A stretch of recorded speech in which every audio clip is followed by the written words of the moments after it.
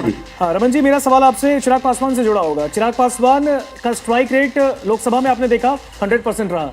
इस बार 20 से ज्यादा सीटें जी लाते दिख रहे हैं रुझानों में, फिर कह रहा जी हूं। और इस जी बीच अगर जी चिराग पासवान 20 से ज्यादा विधायक लेके विधानसभा बिहार में पहुंच गए तो उनका कद एनडीए में जी डबल होने वाला है। एक तो मोदी के अनुमान कहते हैं खुद को, दूसरी ओर अब एक तरफ से एनडीए को और बूस्टअप करने की कोशिश कर रहे हैं। क्या लगता है बिहार में एक नया उभरता चेहरा बनकर निकल गए हैं अब चिराग पासवान? बिल्कुल बेशक उभर रहे हैं, लेकिन इसमें कहीं ना कहीं चिराग पासवान के जो 29 कैंडिडेट अभी चुनाव लड़ रहे हैं उसमें लगभग 9-10 कैंडिडेट ऐसे हैं जो भाजपा के संगठन से जुड़े हुए रहे हैं, जो भाजपा के मजबूत प्रत्याशी रहे हैं और कहीं ना कहीं टिकट बंटवारे में उनको समायोजित करने के लिए समायोजित करने के लिए लड़ाया गया।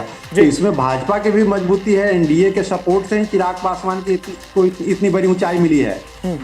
तो केवल 20 सीट के गणना के आधार पर हम ये नहीं कह सकते हैं कि चिराग पासवान का बहुत ज्यादा कद बढ़ जाएगा। उसमें जदयू की भी अपनी भूमिका है, डबल इंजन सरकार जो हम लोग बोलते रहते हैं। आपने रमन जी जेडीयू का जिक्र तो कर दिया रमन जी, लेकिन ये वही जेडीयू है जिसको कहीं ना कहीं पटखनी दी थी चिराग ने 2020 में और 43 विधायकों तक लाके सीमित कर दिया और बार बार खुले मंच पे कहा कि हम नीतीश कुमार को आगे नहीं बढ़ने देंगे। अब तो साथ हैं। क्या लगता है उन्हीं के साथ होने की वजह से अब नीतीश कुमार की पार्टी 70 से ज्यादा विधायकों को रुझानों में लाती दिख रही है? बिल्कुल सही कही आपने। चिराग पासवान के साथ होने की वजह से ही जदयू का इतना परफॉर्मेंस बढ़िया रहा है।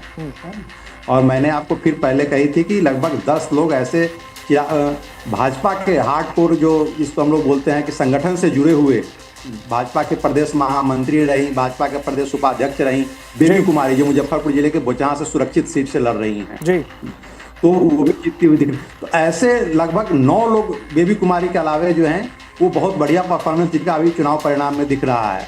तो ये कहीं ना कहीं अलायंस में चिराग पासवान के जुड़ने की वजह से चिराग, जो कहा जाता है कि बिहार में लगभग 8 से 10% जो अनुसूचित जाति के वोट हैं वो भाजपा के लिए एकजुट होने की वजह से बहुत बढ़िया परिणाम सामने आया है। तो आज के डेट में केंद्र में मंत्री हैं, तो मैं नहीं समझता हूं कि चिराग बिहार में आकर के डिप्टी सीएम बनना चाहेंगे। और डिप्टी सीएम का कोई वैसे भी संवैधानिक पद तो होता तो क्या मतलब बिहार आके सीएम बनना चाहेंगे चिराग? संवैधानिक पद रमन जी बिहार आके सीएम ही बनेंगे क्या सीधा? डिप्टी सीएम की तो नहीं, उनको प्रोजेक्ट किया जाता है, चिराग जी के लिए प्रोजेक्ट किया जाता है भविष्य का सीएम।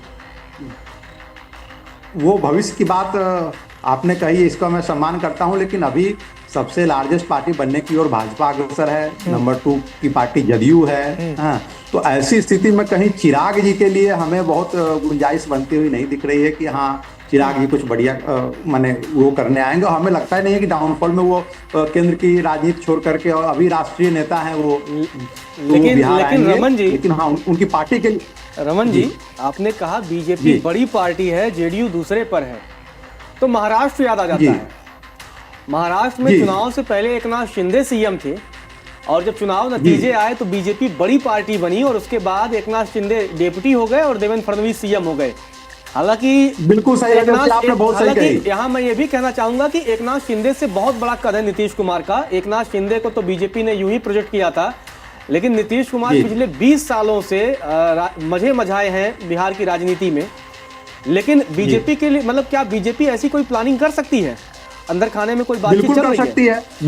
बिल्कुल कर सकती है। देखिए पिछली बार जब 20 के चुनाव में 43 सीट पे जदयू के आने के बावजूद, जैसा कि बीजेपी का क्लेम रहता है कि प्रधानमंत्री जी ने सीधे फोन करके नीतीश कुमार को कहा था, नीतीश कुमार ने कह दिया था कि साहब आप अपने लोगों को मुख्यमंत्री बनाइए और मैं समर्थन दूंगा। लेकिन प्रधानमंत्री ने फोन करके कहा, जैसा कि बीजेपी वाले लोग कहते हैं, क्लेम करते हैं, लेकिन प्रधानमंत्री जी ने फोन करके कहा कि नहीं अब की बार ये दायित्व तो आप ही को संभालना है। फिर बीच में नीतीश कुमार कुछ भटकाव की ओर बढ़े और राजद के साथ चले गए, फिर उन्हें वापसी की। तो हमें लगता है कि सैद्धांतिक रूप से अब की बार नीतीश कुमार जी को समर्थन देना चाहिए और बीजेपी के साथ, और उनको कहना चाहिए खुले मन से कि साहब इस बार आपके लिए मौका है और आप अभी जो जीत दिख रही है जिस तरह की भाजपा की, कि वो स्वयं ही नीतीश कुमार स्वयं ही। लेकिन पिछली बार रमन जी पिछली बार ये हुआ, पिछली बार जब नतीजे आए तो वैसे हमेशा लगभग एक डिप्टी सीएम बनते थे। जब नीतीश कुमार के साथ सुशील मोदी हुआ करते थे, लेकिन 2020 के नतीजों के बाद हमने दो डिप्टी सीएम वाला कॉन्सेप्ट भी देखा। तो बीजेपी मतलब दोनों तरफ कुर्सी के नीतीश के बगल बैठा के एक प्रेशर देना चाह रही थी कि हम आपसे बड़ी पार्टी हैं। जी बिल्कुल बिल्कुल सही है आप रजत जी, बिल्कुल सही है जी। और अगर इसमें पहले जिस तरह से तारकिशोर प्रसाद जी को जो पिछड़ा समाज से आते हैं, अति पिछड़ा समाज से रेणु देवी आती हैं, उनको डिप्टी सीएम बनाया गया। फिर बाहर हुए नीतीश कुमार एनडीए से और महागठबंधन में गए, तो वहाँ तेजस्वी यादव पिछड़ा समाज के उप मुख्यमंत्री बने। फिर दोबारा उन्होंने वापसी की एनडीए में, तो फिर उनके साथ एक पिछड़ा समाज और एक अगड़ा समाज का डिप्टी सीएम दिया गया। पिछड़ा समाज से सम्राट चौधरी जी आए और सवर्ण समाज से जो विजय सिन्हा जी को बनाया गया। तो कहीं ना कहीं ये संदेश है कि हर वर्ग को साध के आगे बढ़ना चाह रही है बीजेपी, और इसका सुफल और इसका सुपरिणाम आप देख रहे हैं कि सामने की इतनी बड़ी जीत मिलती हुई। और मैं कहूंगा कि ये 20 एनडीए के इतिहास में 2010 में सबसे बड़ी जीत एनडीए को मिली थी बिहार में, और उससे भी आगे निकलती हुई अभी एनडीए रमन जी, आपका हमारे साथ जुड़ने के लिए बहुत बहुत धन्यवाद। हम आपसे लगातार टच में रहेंगे और बिहार की पल पल की अपडेट आपसे लेते रहेंगे। लेकिन इसी बीच बड़ी खबर सामने आ रही है, बिहार विधानसभा चुनाव को लेकर ये बड़ी खबर सामने आ रही है। आपको बता दें कि वोटों की गिनती जारी है और इसी बीच ये बिहार के नतीजों पर ये बड़ी खबर सामने आ रही है। बिहार विधानसभा चुनाव के नतीजों पर ये अब तक की बड़ी खबर, अखिलेश यादव का गुस्सा फूटा है। जी हाँ, बिहार के नतीजों पर अखिलेश यादव का गुस्सा फूटा है। भाजपा दल नहीं छल है, ये हमला अखिलेश यादव की तरफ से बोला गया है और खेल एसआईआर ने किया है। तो एसआईआर पर ये गंभीर आरोप, हालांकि एसआईआर को लेकर सुप्रीम कोर्ट मामला पहुंचा था। अखिलेश यादव ने बड़ा आरोप लगाया है। सुप्रीम कोर्ट से भी एसआईआर को मंजूरी मिली थी। चुनावी साजिश का अब भांडाफोड़ लगातार।